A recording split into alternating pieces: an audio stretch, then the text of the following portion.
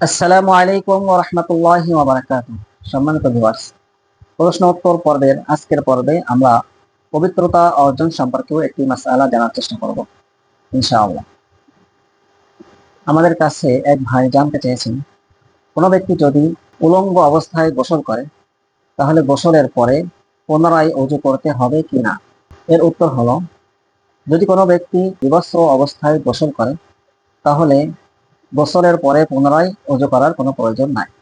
কারণ বিবস্ত্র অবস্থায় গোসল পবিত্রতা অর্জনের প্রতিবন্ধক নয়। এজন্য তার পুনরায় ওযু করার কোনো প্রয়োজন নাই। তবে এই ক্ষেত্রে একটি বিষয় লক্ষণীয় হলো, বিবস্ত্র অবস্থায় গোসল করা অনুচিত। মানুষের স্মৃতি শক্তি লোপ পাওয়ার যে সকল কারণ রয়েছে তার মধ্যে বিবস্ত্র অবস্থায় গোসল করাও একটি উল্লেখযোগ্য কারণ। এজন্য আমরা বিবস্ত্র অবস্থায় গোসল করা থেকে বিরত থাকার চেষ্টা করব ইনশাআল্লাহ। এই মাসআলাটি ফতাওয়া হিন্দিয়ার 5 নম্বর খণ্ডের 363 নং পৃষ্ঠায় উল্লেখ রয়েছে এবং খুলাসাতুল ফাতাওয়ার 73 নং পৃষ্ঠায়ও উল্লেখ রয়েছে।